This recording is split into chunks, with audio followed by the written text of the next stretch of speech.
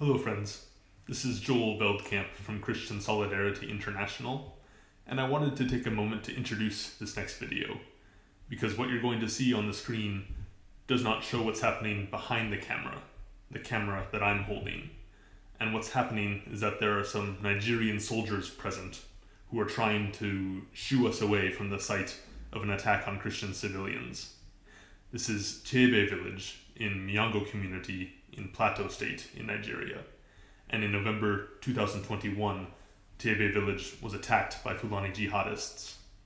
18 Christian civilians were killed, including an entire family who was executed inside their home. I was there in this place on March 1st of this year, along with Baroness Caroline Cox of the United Kingdom, Ayo Adedoyin of the International Organization for Peacebuilding and Social Justice, and also some of Baroness Cox's staff. And we were escorted by Reverend Hassan John of the Anglican Church in Nigeria.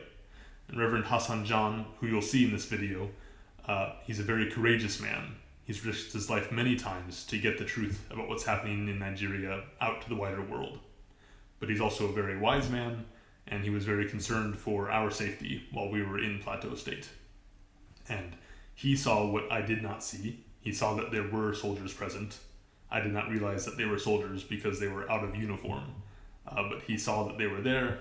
He saw that they were not pleased that we were there to take photos and videos of this place where the Nigerian government and the Nigerian military had failed so abjectly to protect their own citizens. So Reverend Hassan censored himself while I was interviewing him on the video, and then he encouraged us to leave and go to a safer place. And afterwards he explained, as we were going away in the van, what had happened. So you will see all of this, but I wanted to give you this context before you watch, and I hope it helps. Thank you for watching. And what happened here recently? Why are these buildings burned? Yeah, the Fulani people, the bandits, when they came into the place, to this very community, they just shoot to the air, and as they shoot to the air, some of the women could, having know what they do before, they ran into the bush, and then they started setting the house on fire, and those that were inside the room, some of them were burned together with their children inside the house, and some were killed, some were shot by gun, and they keep burning because they come in threes of hundreds and twos of hundreds. So as they keep shooting, those who escape into the bush in the middle of the night, and they keep burning and burning the houses. And what they are using is a strong chemicals that some of the houses, as soon as they pour the chemical and set the house, the whole house is just gone down. So the family who lived here, thankfully, they evacuated and they ran when the attack happened. So all of them have been here, but not many have been this fortunate. We've had, I think, casualties in this place when the attack happened. Yeah. And there's some army barracks quite close to here, is that true? Yes, there are, but again, like I said, when you look at the challenges of like we were coming here, you see the problems, you see the challenges, you see the issues, and you look at the hills also. According to the villagers, when the attack happened, they all seem to have also dissolved. So unless you have either a chopper at night or you have something, it will be massively, massively difficult, to be able to do anything here. Can we step inside this house for a moment?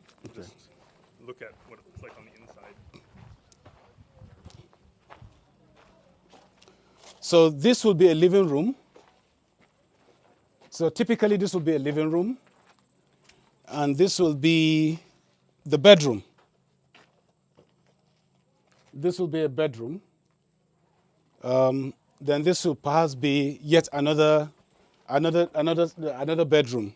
So this will be the living room. You'll have perhaps the father and the mother here, and then the children all, if there are 10 or 20 children, they're all in just this other room as well.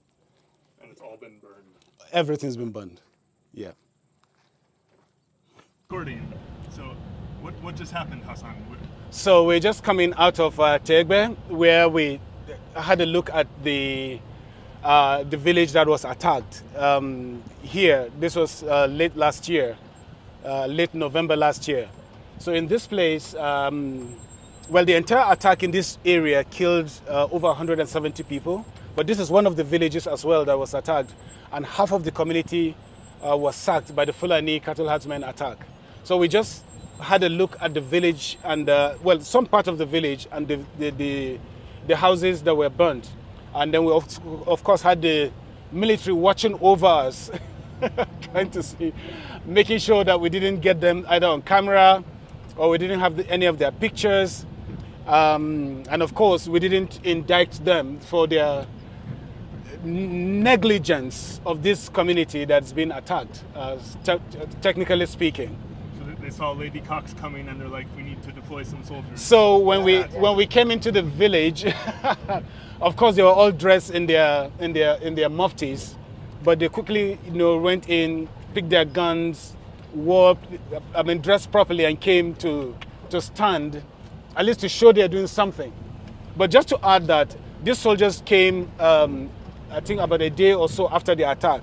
In other words, even though they are close to the military establishment here, the military barracks, the 3rd Armored Division, this village was attacked despite the presence of the army.